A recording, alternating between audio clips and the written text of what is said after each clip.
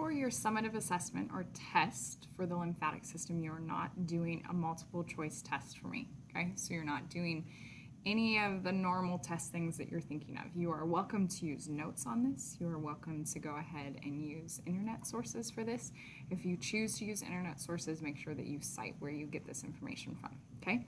So you're gonna have 2 in-class periods to work on this. You're welcome to work on it at home as well. The first part that you have to do is create a draft on a piece of paper. So you can choose to make this just a full piece of paper test, or you can go ahead and transfer it onto Pictochart on the internet, okay? So with the poster, you want to go ahead and answer and include in your draft each of the learning objectives for chapter 14, okay? So that means that you're going to go ahead and go right here, chapter 14, lymphatic system and immunity, those learning goals that we've gone through, okay?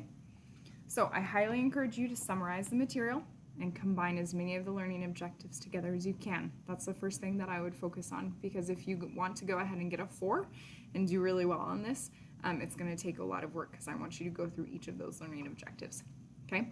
So consider how you would explain the lymphatic system to someone else through an infographic using images and short text blocks. So the idea is you're almost making like a poster for me that's on the lymphatic system, an informational poster on the lymphatic system or immunity, okay?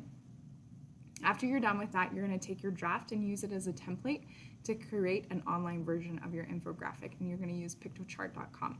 Now, if you're more comfortable using Canva, I've never used Canva personally, but if you have in another class, you're welcome to use that also. Same basic idea as Pictochart. So you'll want to turn this in on its learning, not by October 18th and 19th. It's actually going to be Friday for A days, and that is going to be, trying to think, 18, 19, 20, 21. So the 21st is going to be for A day, and then for my B day kids, you will be, no, that's for B day, Thursday. The 19th is going to be for A day. So A day is the end of the 19th, and B day is the end of Friday or the 20th, okay? So this last part here, the grade, you'll want to make sure that you go ahead and look right here, because if you want a 1, an infographic, you should have in there functions of the lymphatic system, lymphatic movement, and organs, nodes, and fluids. So that first part there, I literally just took from this section here in the learning goals where it says general functions, lymphatic movement, organs, nodes, and fluids. So if you want a 65%, you need those 3 things, okay? If you want to get a 75, you need to have these 3 things and these 2 things, so non-specific and specific defenses. If you want to get a at least an 85, you need to have all of these things along with application of homeostatic mechanisms.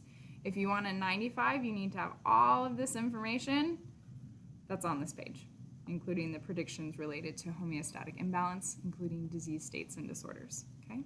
So you have to have all of those things to meet a 4 on that rubric. If you are wanting to get 100%, then you just want to make sure that your infographic looks very nice to the eye, okay? That would be that extra little 5% there for the test. All right, if you have any questions for me, please, please, please post them on It's Learning. I've made a discussion board called Questions for Ms. Martin, and I'll be checking it periodically so that I can answer any questions that you guys have while I'm gone. All right, good luck.